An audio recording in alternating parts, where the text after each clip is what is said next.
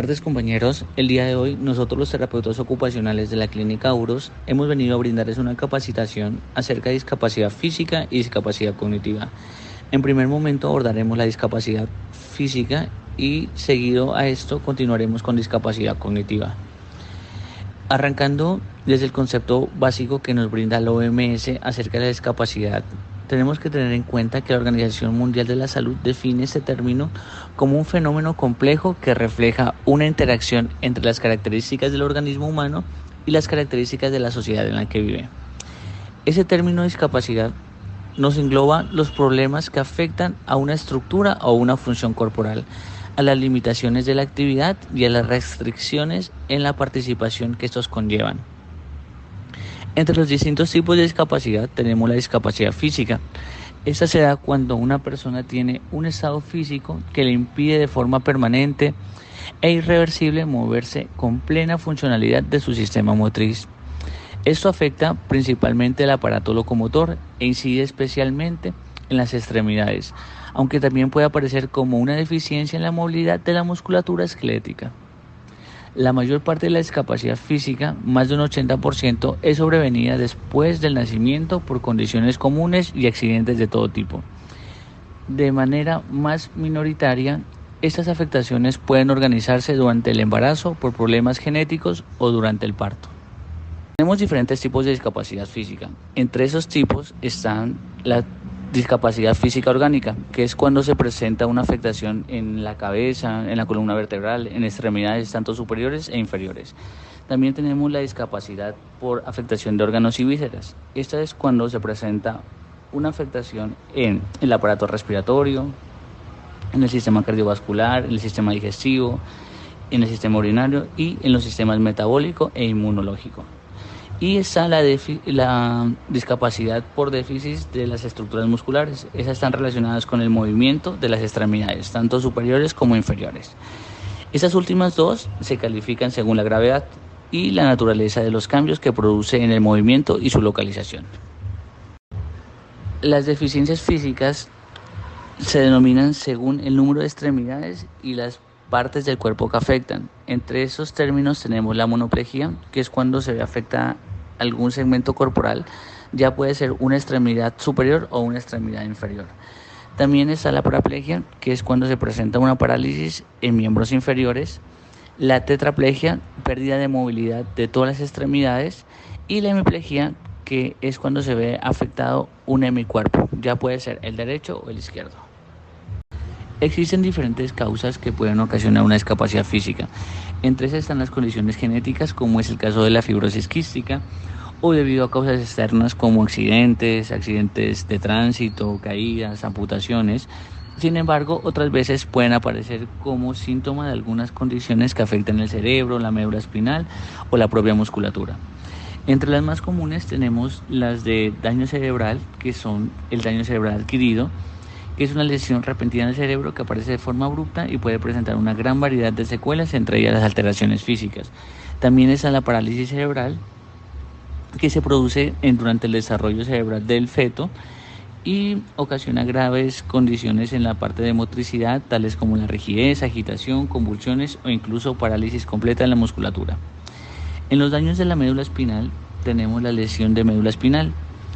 Esta se ocasiona cuando no se da un flujo adecuado de la presión de la sangre y el oxígeno, y a menudo causa una discapacidad física permanente y puede llevar a una disfunción motriz y también sensorial. Está la espina bífida, que en casos graves puede conllevar a discapacidades físicas como la parálisis en piernas. Y está la esclerosis múltiple, que es un daño en la mielina de la médula espinal y puede ocasionar una gran diversidad de síntomas, entre la pérdida de control motriz y también la disfunción del sistema locomotor. Y por último tenemos los daños de la musculatura, que está en la distrofia muscular, que se trata de un conjunto de trastornos que conducen a la debilitación de la pérdida de masa muscular. Los síntomas pueden incluir dificultad para caminar, para respirar o tragar, y restricciones a la moción conjunta y problemas del corazón y los otros órganos. Nosotros, los terapeutas ocupacionales, abordamos a los pacientes con discapacidad física de manera integral. A la llegada a nuestro servicio, nosotros hacemos una valoración inicial. Después de esa valoración inicial, nosotros identificamos en qué condición está y miramos y planteamos nuestros objetivos a la parte de prevención, a la parte de compensación o a la parte de mejora. ¿Cómo lo hacemos? Supongamos, llega un usuario con cálculos en la vesícula, que por lo general los usuarios que llegan a nuestro servicio llegan con los movimientos indemnes, sin ninguna afectación física. Pero ¿qué sucede? Llegan de un contexto completamente diferente a un contexto hospitalario. En el contexto hospitalario todos sabemos que la mayoría de los pacientes por lo general permanecen mucho tiempo acostados o mucho tiempo sentados. ¿Qué ocasiona esa quietud? Que haya pérdida de movilidad articular, que haya pérdida de fuerza. Entonces nosotros vamos a enfocarnos en la parte de movilidad articular para que no se produzca una rigidez en las articulaciones, y también vamos a trabajar la parte de contracciones musculares para que el músculo se mantenga indemne y pueda realizar sus actividades de la vida diaria sin ningún problema. En el caso del usuario que venga con una amputación, con una fractura en algún segmento corporal, supongamos en el miembro superior derecho, y que sea el usuario de lateralidad derecha. Supongamos, el paciente viene con una amputación. ¿Qué vamos a hacer nosotros? Nosotros nos vamos a enfocar directamente en el entrenamiento del miembro contrario, es decir, el miembro superior izquierdo. ¿Qué vamos a hacer ahí? Vamos a trabajar la parte de patrones integrales, la parte de patrones funcionales, con el fin de mejorar la condición y así el usuario pueda realizar su alimentación, su higiene en el inodoro, su baño, su vestido, lo más independiente posible que pueda.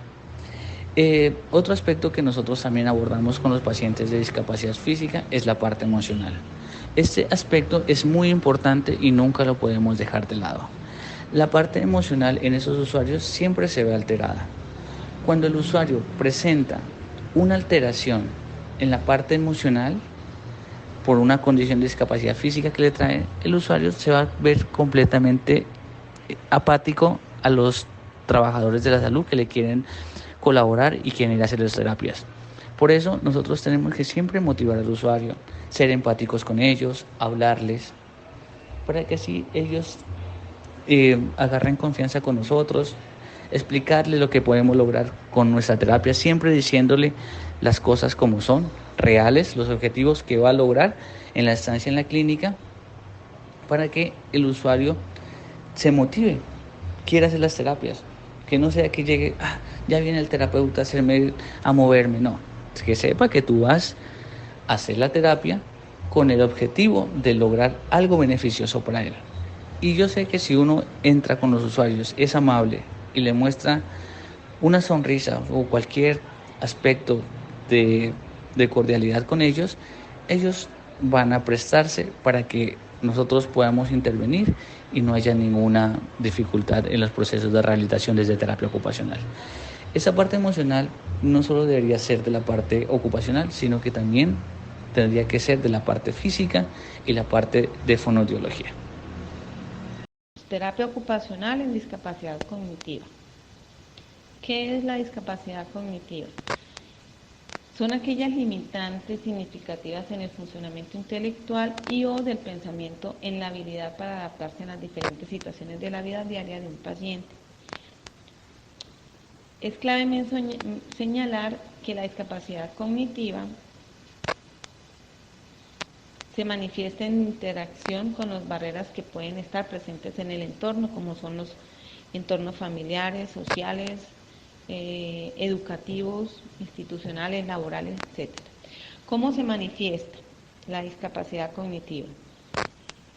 Específicamente la discapacidad cognitiva es que el paciente se le dificulte comunicarse, aprender, resolver problemas, dar respuestas coherentes, y también pueden requerir un acompañamiento para incorporarse a las habilidades sociales y a las prácticas involucradas en las tareas cotidianas, como son las actividades de la vida diaria. Tipos de discapacidad. Estos tipos se dividen en cognitivo leve, moderado, grave y profundo. El leve y el moderado se asocia mucho a la falta de estimulación desde edades tempranas, pero que igual pueden llevar a una discapacidad grave o profunda al paso del tiempo. Estas dos últimas se generan específicamente por ciertas patologías o enfermedades. Causas que producen discapacidad cognitiva. A nivel de clínica, enfermedades cerebrovasculares como son las isquemias cerebrales y las enfermedades cardíacas, traumas craneoencefálicos, enfermedades neurológicas, infecciones presentes al nacer o que ocurren después del nacimiento, como es la toxoplasmosis, las infecciones y parálisis cerebral o discapacidades cognitivas asociadas a enfermedades urinarias de la madre durante el embarazo. Anomalías cromosómicas como es el síndrome de Down, entre otros. Ambientales, que son exposición a químicos y ambientes contaminantes. Metabólicos, que son niveles muy altos de bilirrubina. Estos se presentan en los bebés, pero desde allí viene una parálisis cerebral asociada a otras dificultades, entre esas limitantes cognitivos. Esta enfermedad que genera la bilirrubina alta se llama kernícterus. Otra causa es las nutricionales, que es la desnutrición, falta de estimulación cognitiva y las intubaciones o sedaciones prolongadas que se generan por hipoxias cerebrales mínimas en los pacientes. Factores de riesgo que producen discapacidad cognitiva. Estos factores de riesgo son ciertas enfermedades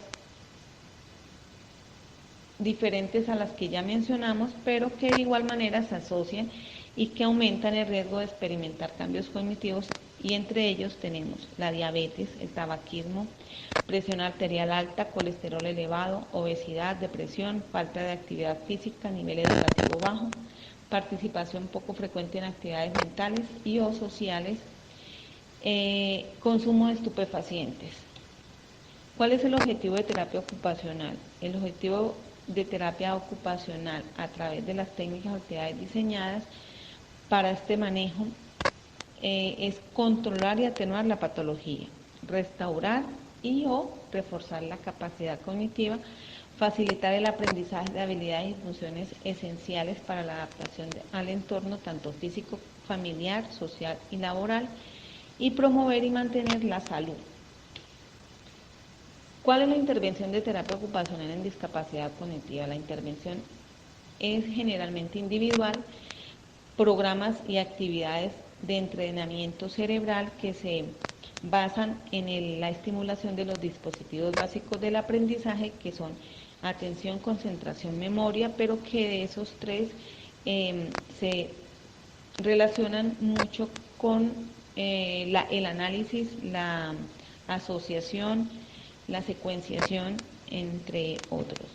Gimnasia cerebral, estimulación sensorio-perceptuales con las agnosias. Agnosias es la estimulación a través de los sentidos, que es el visual, el táctil, el gustativo, el perceptual y vestibular. La coordinación motora fina y gruesa y la percepción, propiocepción, que es el mismo reconocimiento del cuerpo en el espacio. Esto enfocando antes todo el reconocimiento corporal. Gracias.